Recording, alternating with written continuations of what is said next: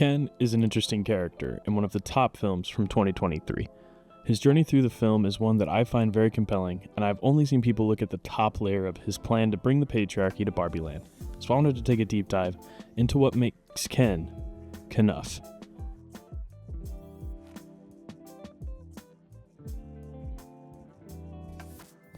How's it going, guys? My name is Nick, and welcome to Mixed Film Reels. Before we officially get started, I wanted to make it clear that I am not trying to say anything about the overall message of the Barbie movie. I don't want to get into politics on either side or anything like that. I'm coming at this as a man objectively looking at the subtext of Ken's journey, since he's my favorite character in the film, going from Barbie-obsessed simp to Kenough hoodie-wearing hunk. Starting off, we have Ken only finding validation in Barbie.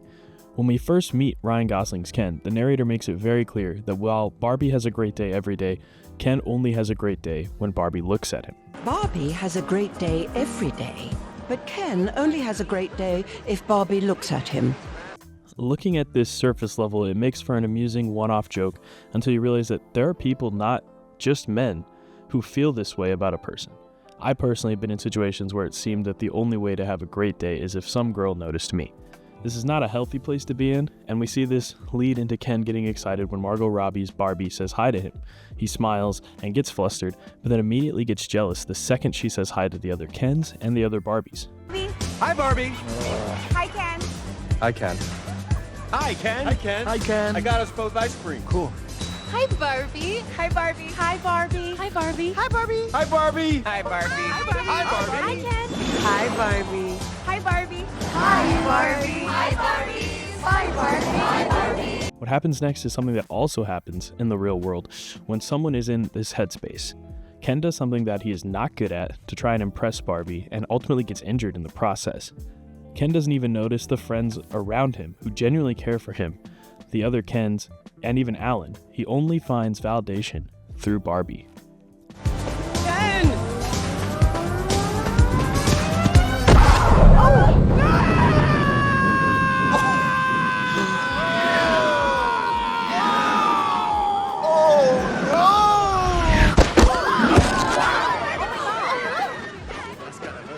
Ken?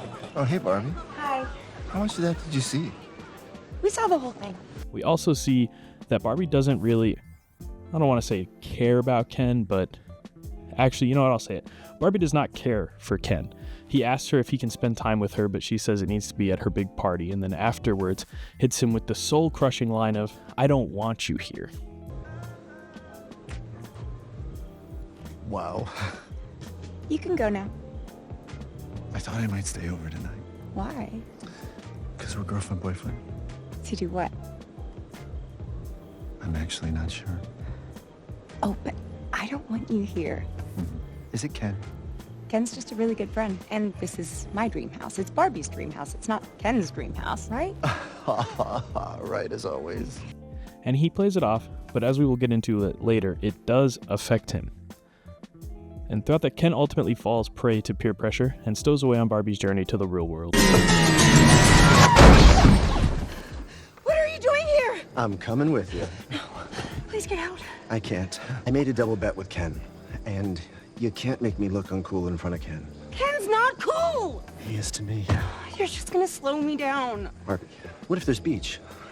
You'll need someone who's a professional in that. Did you bring your rollerblades? I literally go nowhere without them. Please. Okay. Wow. Let's do this. Can I sit in the front? No. While out in the real world, Ken goes and discovers the patriarchy. And this is where his character switches for the first time, and he realizes in the real world that men aren't all finding validation in one person, but there are multitudes of things, from trucks, horses, to even mini fridges, to him thinking a woman respects him simply because he is a man and asks him for the time. Excuse me, sir. Thanks, man.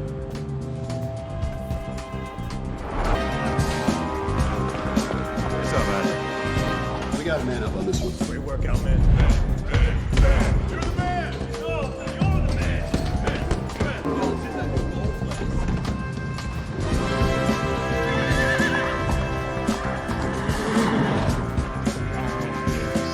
Expectations. Good stuff. So I'm not worried about it. Not now, Margaret. Let's shake on this. We're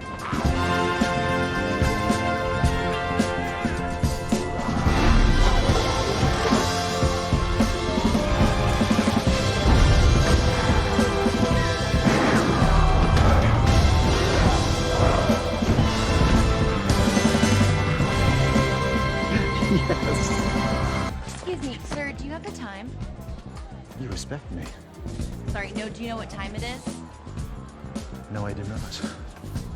This is the part where Ken finds validation in material things and the patriarchy. He then rushes back to Barbie Land to tell the Kens about the amazingness of horses. Meanwhile, Barbie gets taken to Mattel. This is where another part comes in that adds to where we will eventually end up. Ken finds the patriarchy and all these things amazing because he finally seems to get noticed and respected by it. That is something that he has never had before in Barbie Land. I mean, even the president of Mattel says he is not concerned with a Ken being in the real world as much as when it comes to Barbie. He literally says that he is nothing they ever think about. So once back in Barbie Land, the Kens take over. They take things to an extreme opposite of how things were when the Barbies ran everything. This is not good either, as it puts the Barbies in a position that the Kens were in at the beginning of the film. And once Barbie comes back and sees that the Kens have taken over, she's flabbergasted that Ken isn't groveling for her anymore. I would also like to point out that I guess the Kens are homeless because as Sasha asks where the Kens live, Barbie doesn't have an answer. So does each Barbie have their own house? Mm-hmm. That's cool. Where do the Kens stay? I don't know. So you're telling me that in all that real estate of Barbie Land, the Barbies never thought to give the Kens a place to live for themselves? But I digress. Ken serves it right back to Barbie, telling her that he essentially does not want her at his Mojo Dojo Casa house, and stating that it doesn't feel too good when that gets said to you, does it? You can't do this. This is Barbie Land. The Barbies worked hard and they dreamed hard to make it everything that it is. You can't just undo it in a day. Literally and figuratively, watch me. Now, if you'll excuse me, this is my Mojo Dojo Casa house. It's not Barbie's Mojo Dojo Casa house. Right?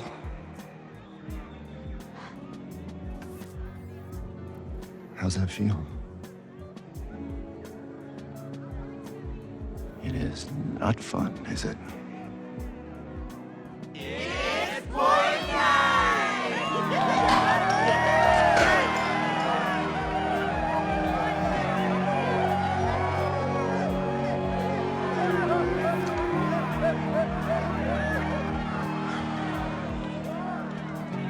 Every night is boys' night. Like I said, he smiled and played it off earlier, but clearly it made a mark on him and affected him. So obviously though, Ken still has a piece of him that wants and feels like he needs validation from Barbie. So when the Barbies make a plan to take back Barbie Land, they exploit that and use some really honestly manipulative tactics to get all the Kens to fight each other.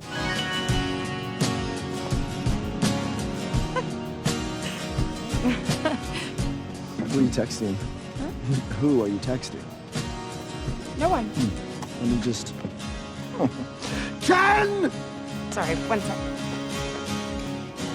'Cause I'm just kidding. Anywhere else I'd be taken. Is it my destiny to live and die a life of blonde fragility? In one glorious musical beach-off scene, where all the Kens finally say that they shouldn't be fighting as they are Kens, and they are great at doing stuff. I also find it very amusing that while playing rock, paper, scissors and this entire scene, they all do the same moves because they're all Ken. I'm just paid and I'm enough, and I'm great at doing stuff. So hey, check me out, yeah, I'm just Ken. My name's Ken, and so am I. Put that manly head in mine. So hey, well, check me out, yeah, I'm just Ken. And this is where we end the journey. Ken completely loses it and tells Barbie that he basically didn't find the validation he was looking for in the material things and the horses, and that he always thought her dream house would become their house. Barbie tells him that she is sorry for taking him for granted. Ken, still thinking that the only way to be happy is with her, tries to kiss her, and Ken finally admits that he doesn't know what he is without her. That it is supposed to be Barbie and Ken. It's never just Ken. And he tells her he only exists in the warmth of her gaze, and without her, he is just another blonde guy who can't do flips. Ken, I think I owe you an apology. Huh? I'm really sorry I took you for granted. Oh. Not every night had to be girls' night.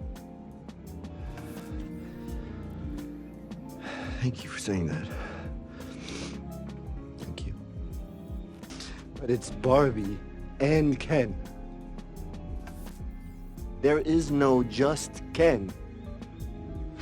That's why I was created. I only exist within the warmth of your gaze. Without it, I'm just another blonde guy who can't do flips. Barbie then gives Ken the best piece of advice he has gotten this entire movie, that he needs to find out who Ken is without her, and that he's not his girlfriend, or the house, or even Beach, and that all the things that he thought made him him aren't really him, and that maybe it can be Barbie and it can be Ken. Ken, you have to figure out who you are without me. Why? You're not your girlfriend. You're not your house. You're not your mink. Beach? Nope, you're not even Beach. Maybe all the things that you thought made you you aren't really you.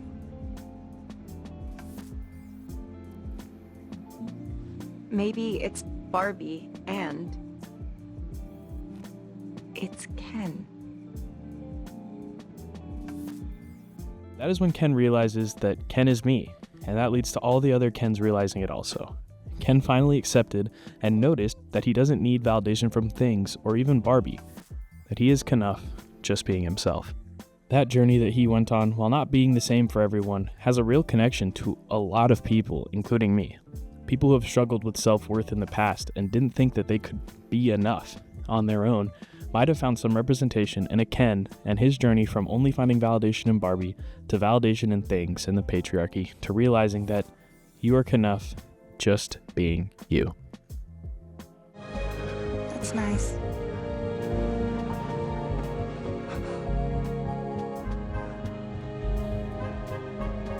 We were only fighting because we didn't know who we were.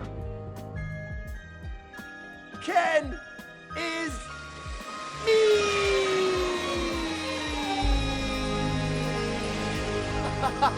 Thank you. Thank you, Barbie. Thank you.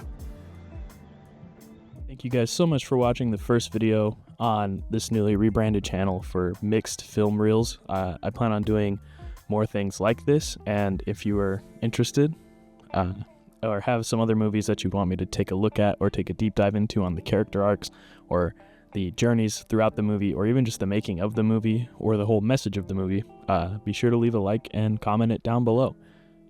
Thank you guys so much. I hope you enjoyed, and I will see you guys in the next movie. I'm out.